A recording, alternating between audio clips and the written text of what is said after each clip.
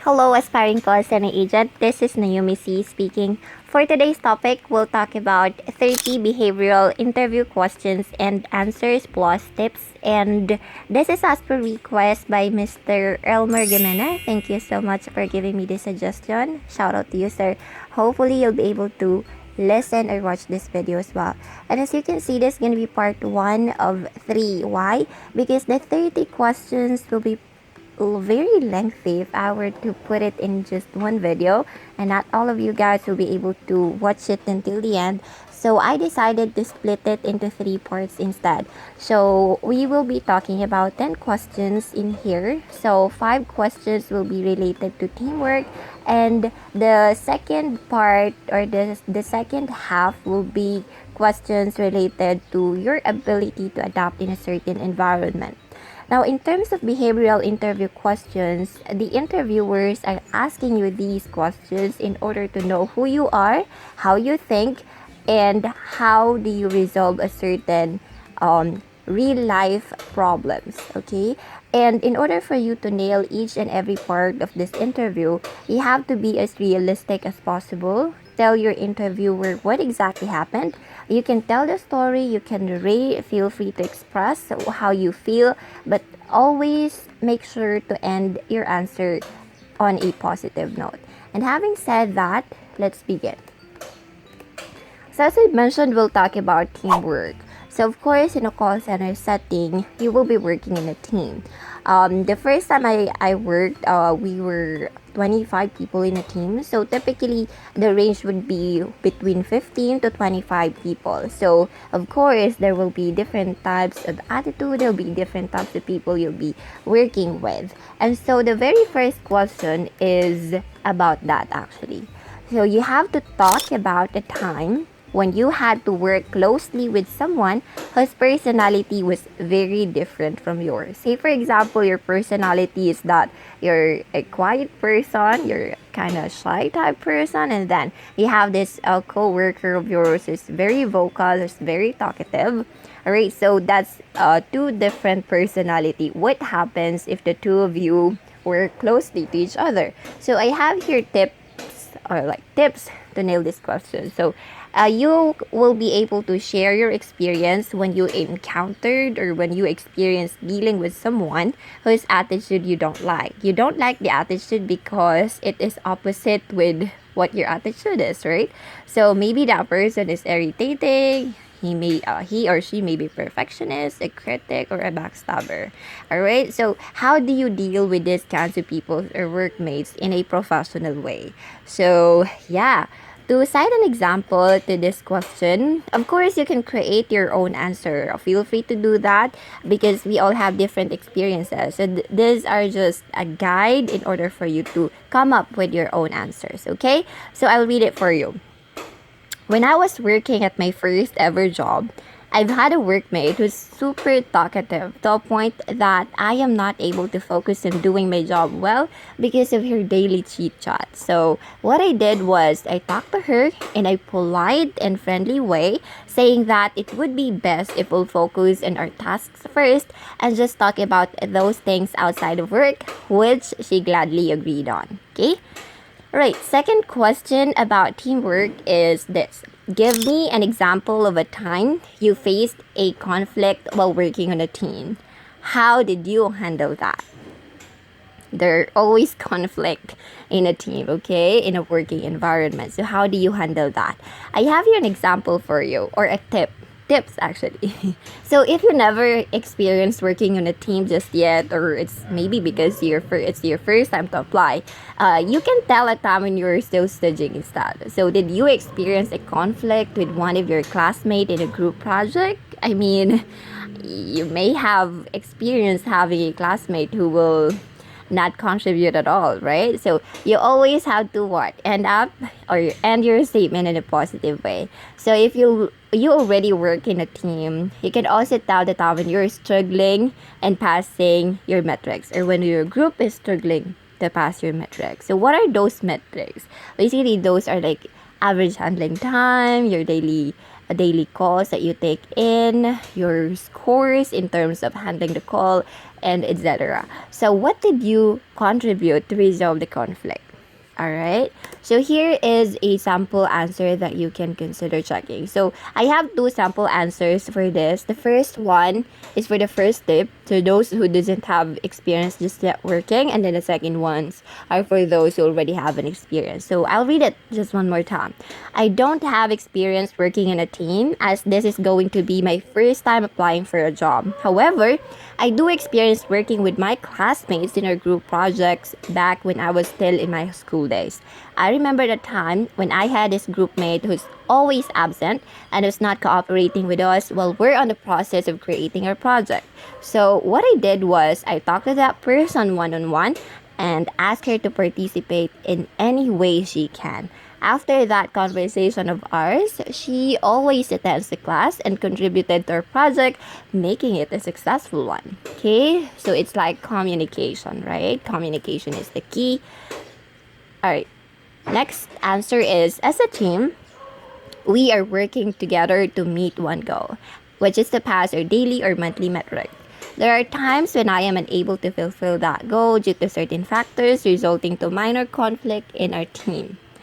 When that happens, it is easily resolved by talking to my lead regarding the ways and how I can do better next time and improve my metrics. Okay? The second or the third question is this. Describe a time when you struggled to build a relationship with someone important. How did you eventually overcome that? Someone important means someone who is maybe higher than you, maybe it's a boss or higher person, or maybe just your workmate. Okay, so here is a tip that you can consider, actually tips. So this typically happens when you have an introvert personality, you're shy or aloof just like me. I have that problem communicating or building relationship with someone. So when you're having difficulty mingling with other people, what do you normally do? Okay, of course you will come up with different answers, so keep that for yourself. And then to build relationship with someone above you, or a colleague of yours, you can start everything by simply being polite, friendly. You can open a small conversation. You can be an approachable person, or simply by just putting a smile on your face. It's more likely that you'll be able to attract those people higher than you are. Okay, you can approach them as well. So here's an example. I am a shy type of person, and with that, I really struggled building relationship with anyone at work, may it be my coworkers or my boss. However, I figured out ways on how to overcome it. When I started greeting them each time we saw each other in the hallway, giving a simple smile, or starting a small conversation, that made me build connection with them. Even friendship was formed because of it. Okay? Alright, another question is this. We all make mistakes we wish we could take back. Tell me about a time you wish you'd handled a situation differently.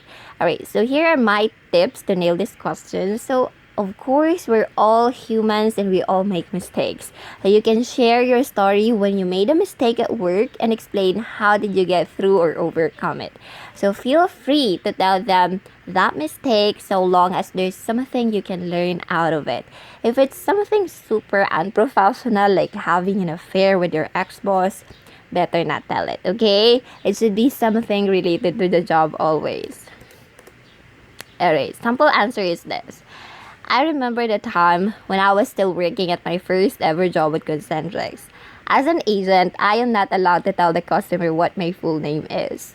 There's this time when I forgot the policy, and when my customer asked me what my full name is, I told him what it is mindlessly. My team leader was able to listen to that call. He's not upset, he even laughed at what I did. But I was reminded of what our policy is and to not do it next time. I regretted that moment, wishing I didn't do it, but at least I learned something from it. Okay, so this actually happened to me. Oh my gosh. Yeah, I remember those days. So last question related to teamwork is this. Tell me about a time when you needed to get information from someone who wasn't very responsive. What did you do? Mga ano no? Hindi pala reply, char. So, a tip to nail this question. This is as to test your level of patience. How will you react when someone takes time before responding or don't show sense of urgency? Make sure to always end your answer in a positive way, as I always say, okay? So there are always those people who you will be asking them a few quick questions and they wouldn't bother to answer, or it may take some time for them to answer or to come up with an answer. And here is a sample answer, and I think this is the very best answer that you can consider checking. So when someone is being unresponsive to me, I tend to look at the brighter side of things. Maybe that person is busy at the moment or is doing something important. What I typically do is to ask for a follow-up until she responds to my inquiry. By the way, comment down below if you're still with me until this part. Not all of you guys are able to come up in this part, so I'd like to congratulate you if you're here. And by the way, I remember I forgot. We have created an online shop. It's Nayumi Cee shop. Feel free to follow me, or you can also buy anything from that shop. Thank you. It's in Shopee, by the way. So yeah, let's talk about this part: ability to adapt. So your ability to adapt. Of course, you will be working in a call center setting, and then there are a whole lot of things that you need to take into consideration. Of course, you will be working at night, you'll be working under pressure, and anything like that. So there are 5 questions that's related to this scenario or situation. So the first one is, tell me about a time you were under a lot of pressure. How did you get through it? Okay, so tip to nail this question is tell a time or share a time when your ability was put to test. Explain how you overcame it. Okay, of course, we're always put in that situation wherein you'll be using your skills. So yeah, with my previous job as sales engineer, I was tasked to handle 3 projects all at the same time. I was challenged at that time because I was a new employee back then, but I was given a difficult task already. I successfully managed working on those projects by seeking advice from my manager, my workmates, and of course, by maximizing my potential and communicating well with the people behind that project. Okay? Next is 7. Describe a time when your team or company was undergoing some change. How did that impact you and how did you adapt? So, best example to this question is when pandemic kicks in. How did you get through it? You may also tell your experience when your company implemented a sudden change of their policy. For example, no monthly rice allowance anymore. How will you react to that? Alright, I prepared one sample answer for you, and this is it. I am one of those who were greatly affected by the pandemic. Instead of our usual 5 days of work, it went down to 2 days only.